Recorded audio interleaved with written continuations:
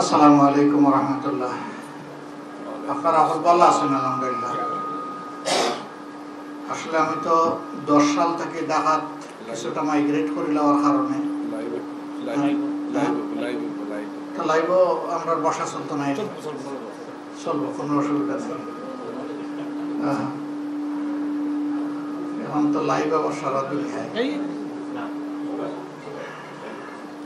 ঠিক আছে, আপনাদের লোকমা আমি কবুল করলাম।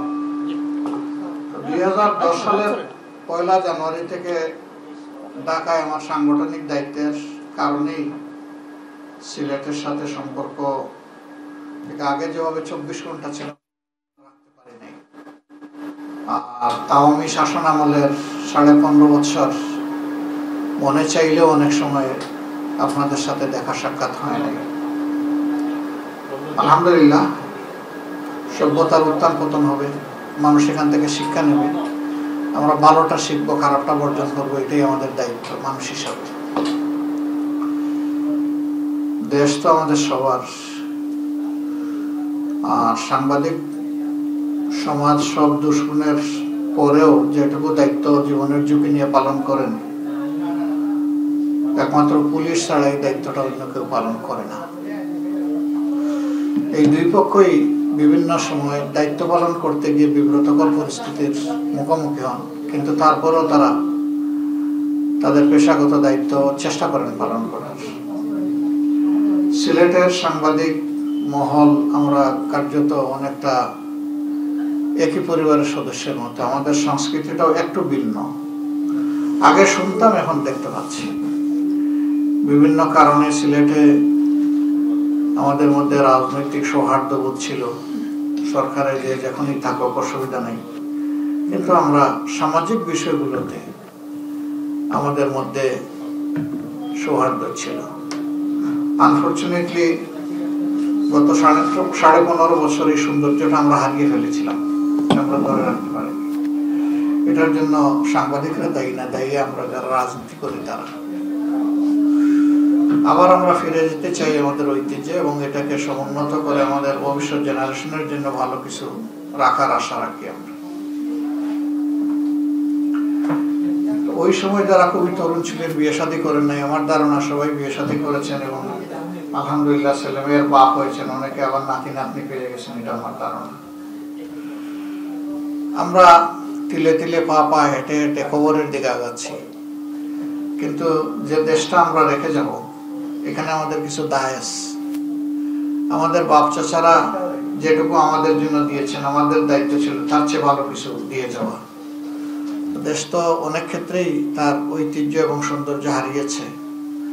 এখন আমরা কতটুকু ফিরিয়ে এনে আরো কিছু যুক্ত করতে পারবো আল্লাহ তাআলা ভালো জানেন, কিন্তু লড়াই তো আমাদেরকে করতে হবে। আমি শুকরিয়া আদায় করি, সিলেটে থাকা অবস্থায় আপনাদের সকল দিক থেকেই সহযোগিতা পেয়েছি। বিশেষ করে শাহজালাল বিজ্ঞান ও প্রযুক্তি বিশ্ববিদ্যালয় আন্দোলনের সময় আপনারা ঐতিহাসিক দায়িত্ব পালন করেছেন। এছাড়াও বিভিন্ন সামাজিক প্রয়োজনে যখনই সাংবাদিক বন্ধুদেরকে আমরা অনুভব করেছি, সাথে সাথেই তাদেরকে পাশে পেয়েছি। এখন জানি না, মাঝখানে একটু সৌন্দর্যের কিছু হানি ঘটেছিল। প্রেস ওয়ার্ল্ড সিলেটের যেটা আছে, কিছু ভাগ বিভক্তি, এখন সেটা আছে কিনা আমি জানি না। প্যারালাল কিছু অর্গানাইজেশন তখন দাঁড়িয়েছিল, হয়তো বা আছে। চলো, অসুবিধা নেই। যত বংশ বাড়ে তত অংশও বাড়ে, অসুবিধা নেই। একসময় 7 কোটি মানুষের দেশ, এখন 18 কোটি মানুষের দেশ। এই দেশে যদি একাধিক সংগঠন থাকে আর যদি ফেয়ার কম্পিটিশন হয়, দ্যাট ইজ গুড। কিন্তু যদি আনফেয়ার কিছু হয়, সেটা হলো আমাদের জন্য বেদনাদায়ক। আমরা প্রত্যাশা করবো যে ফেয়ার কিছু হবে, ভালো কিছু হবে ইনশাআল্লাহ, তাহলে কোয়ালিটি বাড়বে। সিলেটে একসময় ধরে নেওয়া হতো লিস্ট ক্রাইম এরিয়া, সবচেয়ে কম ক্রাইম হয় সিলেটে। এখন কি হয় আপনারা তার সাক্ষী, আমি ঠিক বলতে পারবো না। এখন পার্টিকুলারলি সিলেট নিয়ে যেহেতু আলাদা চিন্তা করার সুযোগ পাই না, সারা দেশের কিছু কিছু চিন্তা করতে হয়। এই জন্য এই ব্যাপারে আমি যতটুকু বুঝবো তার চেয়ে উপলব্ধিটা আপনাদের হবে অনেক বেটার। কিন্তু কোনো সমাজের 2টা সোসাইটি যদি তাদের দায়িত্ব সঠিকভাবে পালন করে, তাহলে রাজনীতি তার সঠিক গতিপথে পরিচালিত হয়। একটা হচ্ছে সাংবাদিক মহল, আর একটা সিভিল সোসাইটি। আনফরচুনেটলি আমাদের দেশে কোনো সিভিল সোসাইটি গড়ে ওঠে নাই। আমাদের দেশে গড়ে উঠেছে যে যে দল বা আদর্শকে ভালোবাসেন তার কিছু সাপোর্টার সিভিল সোসাইটির নামে, এবং তারা কখনো নিউট্রাল আই দিয়ে বাংলাদেশটাকে দেখার সুযোগ পাননি। ফলে সিভিল সোসাইটির যে কন্ট্রিবিউশন এই সমাজ বিল্ডআপে থাকার কথা ছিল, এটা অলমোস্ট জিরো বলতে হবে। বরঞ্চ কোনো কোনো ক্ষেত্রে খারাপ কাজকে উৎসাহিত করা হয়েছে, এবং এটার বেদনাদায়ক সাক্ষী দেশের আপামর জনগণ। কিন্তু সাংবাদিক সমাজ শত ঘাত প্রতিঘাতের পরেও একটা জায়গায় এখনো দাঁড়িয়ে আছেন বা সামনের দিকে চলার চেষ্টা করছেন। ভালো মন্দ মিলে এই সমাজ। সাংবাদিকদের মধ্যে সবাই যেমন ভালো পারফর্ম করতে পারেন না, ঠিক তেমনি ভাবে সবাই খারাপও না। এমনকি চিকিৎসক সমাজকে নেক্সট টু দ্য গড বলা হয় ওয়েস্টার্ন ওয়ার্ল্ডে। তো আমাদের দেশে তো এটা বলে না, মানুষ এইভাবে দেখে না। কেন দেখে না? সেই জায়গাটা হয়তো আমরা তৈরি করতে পারিনি বলে মানুষ দেখে না। ওয়েস্টার্ন ওয়ার্ল্ডে কোনো ঘরে কোনো পরিবারে একজন নার্স যদি থাকে, সেই পরিবার খুব সম্মানিত বোধ করে এবং সমাজ তাকে দারুণ সম্মান দেয়। মানুষ তার বিপদের সময়ের প্রথম ভরসা মনে করে, ওখানে দৌড়ে যায়।